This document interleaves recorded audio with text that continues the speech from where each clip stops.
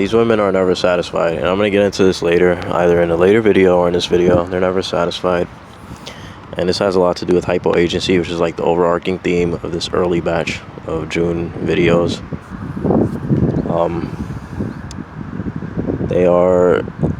It's like women get person fatigue very easily. Even with Chad, they get overexposure. Oh, that's actually what I wanted to talk about with the homo thugs, is like overexposure to the female, to femininity, and they get tired of that because they know they can never get the woman's approval, you know. And obviously this is conjecture, but this is just like the kind of stuff that I think about sometimes. And obviously this can happen in all sorts of ways, in all sorts of directions, like with the female, with the male. They either over-idealize their mother, and that makes them lesbians, or they hate their mom, that makes them whatever. Anyways. Yeah, with female hypoagency, like they get tired of even Chad eventually, sooner than later. And I'm going to get into that a little more, with like how Chad has a lot more room to fuck up, because they expect us to compensate for their shit, and it's not that she has to make herself happy, it's that you have to make her happy. Like, so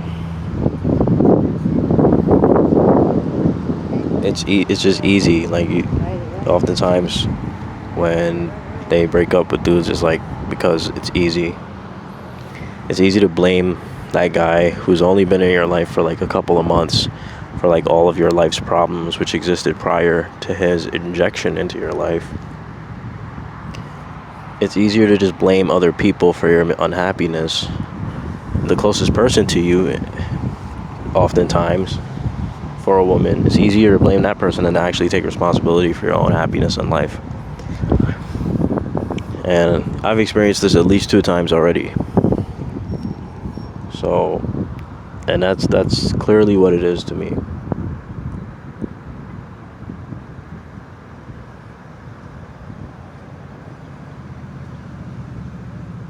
Anyways, like, one thing I hate about black people is like, they always think they can just approach me, you know. It's like we don't have anything in common other than skin color, you know. Like, a white person would be more reluctant because they feel like they're scared or whatever. They're like, oh, I don't want to talk to that black guy. But yeah, anyways, that's just like some outside observation.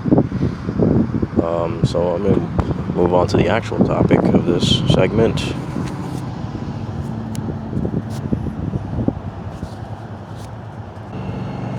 So, Femcels.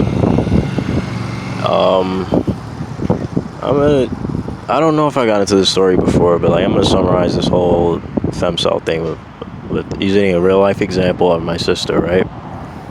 So, when I was growing up with my sister, like, people thought that we were twins, you know, like they literally thought that we were twins because we look alike, okay? And a lot of incels have this experience. Which is not saying I'm an incel. I'm not gonna get into that bullshit on this video, but a lot of incels have this experience where like you grow up with a female, sometimes like literally their twin sister, right? And it's like she gets so much attention from the opposite sex, and it's like she could have any guy that she wanted. That's kind of how I grew up with my sister, who was like 2 years older than me, and we spent a lot of time together. We were pretty close when we were kids, and my entire budding life, I guess you could say, I spent watching her like get so much attention from the opposite sex, just like effortlessly, without even lifting a finger, you know. And I got virtually nothing. Like, whatever I got was extremely scarce, which is, you know, I was fairly good looking when I was young, obviously, because I had a hairline still and stuff like that, but it was nothing compared to her, you know. Even in the household, it was like she was the clear favorite and all that stuff. Which is not to say like I hate my sister or any of that shit. Like, I'm just observing objective realities there. Anyways, the way this relates to femcels is because I can't get this thing out of my head that I keeps coming up with the whole femcel issue. Is like, we were watching one of those shows where like there's like an extremely fat person on TV, and there's examples of this for both sexes, but like this lady was extremely fat, and I think it was like 600 or 700 pounds or something, and of course she had like a normie in tow, and that was her guy or whatever, and you know, yeah, that you do see that fairly often on both sides. It's more often with women, of course, but and my sister was looking at this show, and she was like, how can she get a husband or a boyfriend, one of the two, but I can't? And I just like, I internally cringed so hard, because this is a person that I watched my entire life, and I know for a fact still gets male attention like out of the ass, and there she is complaining like, why can't I find a boyfriend? And it's like, no, it's not that. It's just that, you know, unfortunately women and gay men, I gotta call out gay men here too, they perceive not liking their options or not seeing their options as ideal, with the straight man's dilemma, which is not having any options whatsoever, or having an extremely small amount of options. And it's just not the same thing, you know.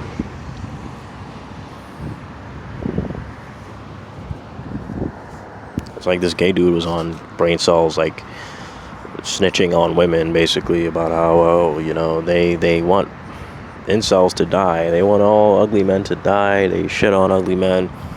But if I so much as say that she's starting to get wrinkles, then she'll storm out of the room in tears. It's like, this is the psychopathic nature of the female right here. Like, they can dish it out all day long, gleefully.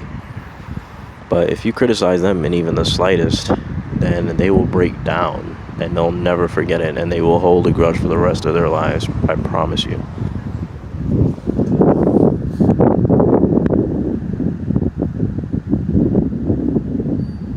And this kind of goes into the female ego. Like, we hear all this talk. It's like we literally live in this bizarro world, like this clown world, as people are saying of late. And this goes into like how women argue, which is the very next thing I wanted to talk about. They have to be able to talk over you. They have to be able to talk over you. They have to be able to silence you. Every fucking comedian has some joke in his arsenal where he, you know, if you want to tell people the truth, make them laugh. But every comedian has some joke in his arsenal where he's talking about like, oh, I was arguing with my girl, or I was arguing with my wife, and it's like, oh, you know, I just go, yeah, I don't even pay attention to her. I just agree with everything, and men can't argue with women. Men can't, you know, you can never win an argument with the women. Have you ever argued with the woman? Like, you hear these jokes all the time. Surely it's not a coincidence, right? Surely it's not some patriarchal conspiracy that men are making these kinds of jokes out of the ass all the time. And, you know, humor does reside in the truth. So it's clearly not a coincidence, you know. It's like,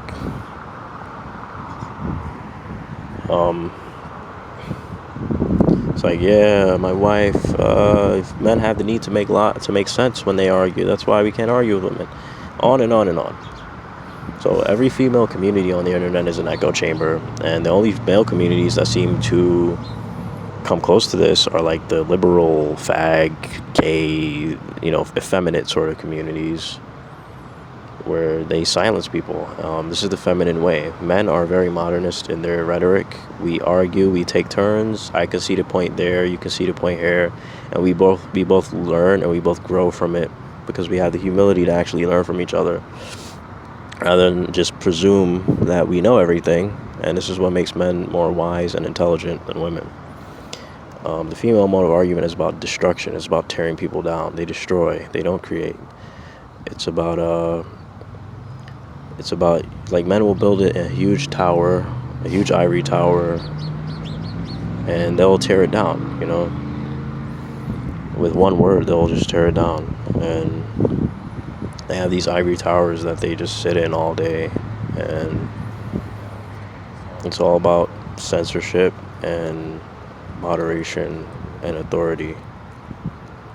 And I saw a post on one of those stupid ass femcel communities, just like Reddit, just like Red Pill women, and they were saying, oh, you know, women thrive under organization, blah blah blah, trying to like compliment their bullshit.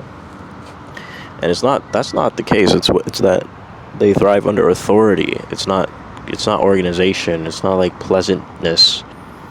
What they thrive under is authority. They're sheep. They are cattle. They thrive under authority.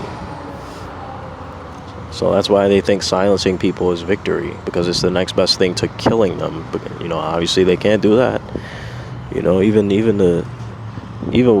if you look at like true crime, this is hardly ever a female murderer. Or like look at the female quote unquote mass murderers. It's like it just pales in comparison to the man. And of course that also has to do with hyperagency and hypoagency. If a woman really wants to kill, then she has to manipulate her way into it, get a guy to do it or something like that. Or just not do it at all, and just like have all this internal rage pent up that is just impotent rage.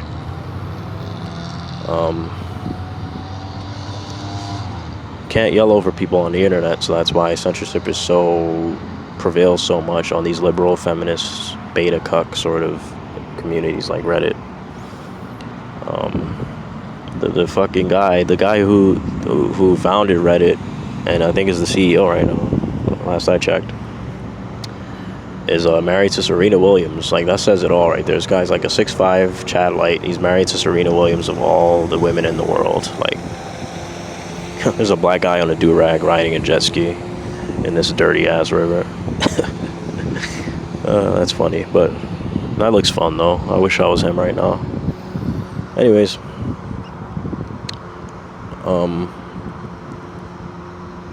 yeah, you just can't yell over people on the internet, so that's why censorship is the best thing.